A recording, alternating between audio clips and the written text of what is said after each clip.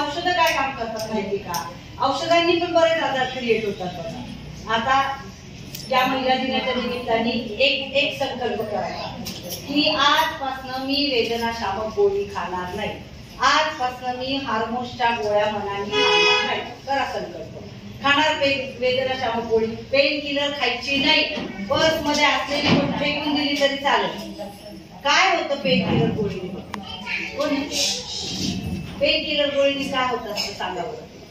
आता त्यांचा कुणाचा गुडघा दुखतोय, एक 10-15 मिनिटच घेणार. मला माहिती आहे तुम्ही सगळे आता या वेळेला कंटाळ्यात. 10 मिनिट का माझं डोकं दुखतंय, का माझा गुडघा, वाय माझी प्रॉपर्टी वाढली का, गुडघा दुखतोय. तो म्हणतोय तुम्हाला की पेन इज युअर फ्रेंड. वेदना या तुमचा शत्रू नाहीये, मित्र आहे. तो भाग तुम्हाला सांगतोय की बाई तू एवढी प्रॉपर्टी वाढवलीये, ती मला झेपत नाहीये, ती कमी कर. म्हणून तो गुडघा दुखतोय. तिचं गोळी काय करणार आहे?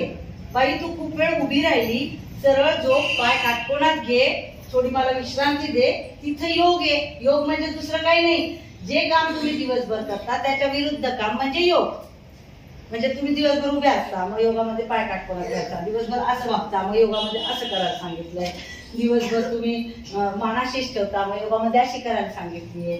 योग म्हणजे दुसरं काही नाही. ठीक आहे. विरुद्ध क्रिया केल्या की त्या मसल मध्ये ताकद येते. म्हणून प्रॉपर योगासनं शिकून घ्या आणि रेग्युलर करा. ठीक आहे. मग ती पेन किलर गोळी काय करते? एक डॉक्टर आमच्याकडे आले होते, MD डॉक्टर होते. नगरमध्ये अशी व्याख्यानं खूप होतात मोठी मोठी. तर त्यांनी सांगितलं की आमची औषधं कशी आहे. त्या डॉक्टरनेच सांगितलं बरं का. एक पेशंट डॉक्टरकडे येतो, त्याचं भयंकर डोकं दुखत असतं. डॉक्टर त्याला म्हणतात घे ही गोळी, होईल. 2 दिवसांनी पेशंट परत डॉक्टरकडे येतो. काय गुण आहे हो डॉक्टर, तुम्हाला काय हात गुण आहे, तुम्ही गोळी दिल्या बरोबर माझं डोकं राहिलं, मी ते बचत गटाच्या कार्यक्रमाला जाऊन बसले, एकदम छान वाटलं. पण ना काल ते गोळी घेतली ना तर 2 दिवसापासून छाती खूप जळजळतंय हो डॉक्टर. प्रत्येक वेदनाशामक गोळी शरीरामध्ये ऍसिड सिक्रेट करते. डॉक्टर त्याला म्हणतो काही घाबरू नको, या 2 गोळ्या घे, जळजळ कमी होईल. जळजळ कमी झाली. 4 दिवसांनी पेशंट परत डॉक्टरकडे आला. डॉक्टर काय हात गुण आहे तुम्हाला, पहिल्या दिवशी डोकं राहिलं, दुसऱ्या दिवशी जळजळ थांबली, पण आता माझं पोट एवढं जाम झालंय, जेवढ्या ऍसिडिटीच्या गोळ्या तुम्ही खाताल त्याने तुमचं कॉन्स्टिपेशन वाढेल. की मी 2 दिवस झाले गेलोच नाही हो. डॉक्टर म्हणे काळजी नको, या 2 गोळ्या घे, मोकळा होईल. 8 दिवसांनी पेशंट परत डॉक्टरकडे येतो. काय हुशार आहे हो डॉक्टर, तुम्हाला काय हात गुण आहे हो. पहिल्या दिवशी डोकं राहिलं, दुसऱ्या दिवशी जळजळ थांबली, तिसऱ्या दिवशी पोट साफ झालं, पण ते आता इतकं साफ होतंय की थांबवा, त्याला जुलाब खूप होऊन राहिले मला. डॉक्टर म्हणतो 3 नंबर वॉर्ड मध्ये ऍडमिट व्हा, तुला सलाईन लावला. असं दुष्टचक्र आहे बघा. एक गोळी खाल्ली ना तुम्ही, याचा अर्थ असं नाही म्हणते मी औषध गोळ्यांची गरजच नाही. 30% आजारांना आपल्याला औषध गोळ्यांची गरज आहे, पण 70% आजार आपण आपलेच बरे करू शकतो. होतच नाही आजार आपल्याला. 70% आजारपणच येत नाही जर आपण आपली लाईफस्टाईल मॅनेज केली तर. आपली लाईफस्टाईल मॅनेज करा, वेळेवर जेवा, मग वेळांना महत्व द्या. आता वेळेवर जेवा म्हणजे काय? आता तुम्हाला सकाळी 9 ते 12 मधली जी अग्नितत्व वर येतो ही वेळ खूप चांगली आहे खायची. पूर्वीच्या काळी या वेळेला लोक भरपेट न्याहारी करायची बघा. आणि संध्याकाळी 6 ते 8 मधली वेळ, या 2 वेळा तुम्ही फिक्स करा तुमच्या जेवणातल्या. त्याच्यामध्ये 1 प्लेट सॅलेड किंवा सूप, या वेगवेगळे सूप शिकवतील ते, किंवा एखादं सीझन मधलं फळ, हे खाल्ल्यावरच पोळीला हात लावा. ठीक आहे. चावून जेवायचं. नंतर जेवताना पाणी नाही प्यायचं. अर्ध्या तासाने जेवढी तहान असेल तेवढं पाणी प्या. फक्त जेवताना पाणी बंद केलं ना तरी तुमचं पचनाचं काम खूप चांगलं होईल. आणि जेवल्यानंतर 3 तास काहीच खायचं प्यायचं नाही. का?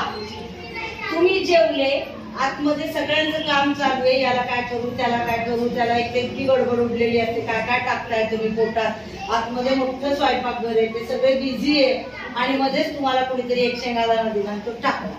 सगळे आपलं काम सोडणार आणि बघायला लागणार. कोणाला आता सगळं डायजेशन डिस्टर्ब करतात. त्यामुळे तुम्हाला आमच्या धर्मामध्ये, जैन धर्मामध्ये पचकान व्रत देतात की बार बार मुंह को छेडो मत, सारखं सारखं खाऊ नका. का? तर भगवान महावीरांना वेळ लागलं होतं काय सांगायला की तुम्ही जेव्हा बार बार खाता, अशी भाजी टेस्ट करता, तेव्हा तुमच्या मेंदूला वाटतं जेवणच आलं, मग ते पित्त सोडतं, पण तुम्ही जेवत नाही. मग दॅट पित्त इज कन्व्हर्टेड इंटू ऍसिडिटी. तुमची पित्त वाढतं. त्यामुळे एकदा ह्यालाच म्हणतात इंटरमिटेंट. एकदा सगळं जेवायचं व्यवस्थित. दुपारी भूक लागली तर मगाशी मी तुम्हाला सांगितलं तसे खाऊ खायचे, ताक घ्यायचं, नारळाचं पाणी घ्यायचं. जे बोरं, करवंदे सगळ्यात सेफ फळं सांगू का? पेरू, चिंच, आवळा, बोरं, नंतर तुम्हाला सांगते करवंदे, जांभळे, ह्याला ना मोसंबी, त्याला फवारण्या मारत नाही जास्त. एक मोसंबी जरी रोज सोडून खाल्ली ना सगळे मल्टीव्हिटॅमिन तुम्हाला मिळतील. ठीक आहे. अन्न मजबूत शक्करी. खरी भूक लागल्यावर खायची.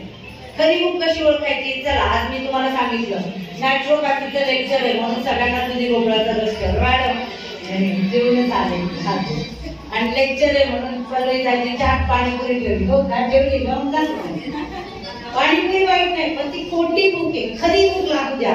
तुमच्यासमोर काही वाढलं तर खाता आलं पाहिजे म्हणतात खरी भूक. ठीक आहे.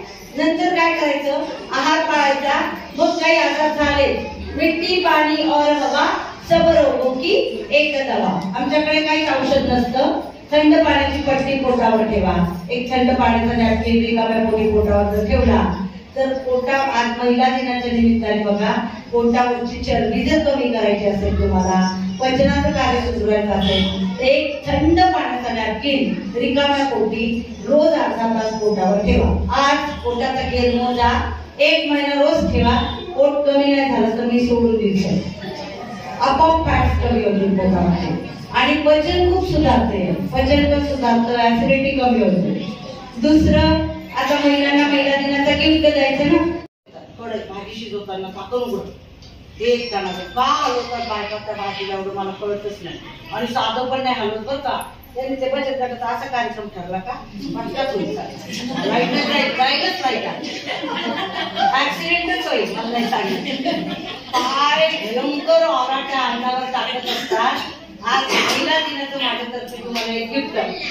हे केल्याने खाणाराही कसा करतो. खाणाराही खूप चिडचिड करतो. मॅडम कुठून आली चिडचिड? तू अन्न बनवताना काय करत होती? धनाधन चाललेला असतो. एकीकडे ती वाफ जाते, विटामिन चालले भाजीतले. कधी पण भाजी एकदाच हलवा आणि झाकणावर शिजवा. भाजीतले विटामिन जाऊ देऊ नका. कुकरच्या शिट्ट्या वाजतात धनाधन. त्या डाळीचं मॉलिक्यूल ब्रेक होतं. कधीतरी राजीव दीक्षितांची कॅसेट ऐका की त्यांनी इतकी तळतळ केली मातीचे भांड्यात. तर ते पॉसिबल नाही आपल्याला मातीचे भांडे. निदान कुकरच्या शिट्ट्या तरी नका करू. मंद आचेवर डाळ शिजवा. हा कुकर मध्ये शिजवा पण शिट्टी होऊ देऊ नका. शिट्टी व्हायला लागली गॅस बंद करा. शिट्टी व्हायला लागली गॅस बंद करा. असं 3-4 वेळा केला शिजतं ते. ते टेक्निक इतकं डिटेल मी नाही सांगत. त्या भाजी कशी बनवायची, कशी धुवायची, कशी टेस्टी बनवायची, कसे स्पायसी नाही वापरायचे, या दोघी बहिणी तुम्हाला मस्त क्लास घेतील कुकिंगचा. कारण बार्ली सूप वगैरे धान्य इतकं इफेक्टिव्ह बार्ली येते पण कुणाला माहित नाही की आपल्या किडनीला डायलिसिस पासून बाजूला काढू शकतं बार्लीचं सूप पिलं तर. श्रावणी घेवडा आपलं इन्शुलिनची गोळीचं काम करतं. इन्शुलिन घ्यावं लागत नाही जर श्रावणी घेवडा जेवायच्या आधी खाल्ला चटणी सारखा. असे किती आहार. Food is your medicine. आहार हे तुमचं औषध आहे. हे मेडिकल शास्त्राचं पुस्तक लिहिणारा हिपोक्रेट सांगतोय.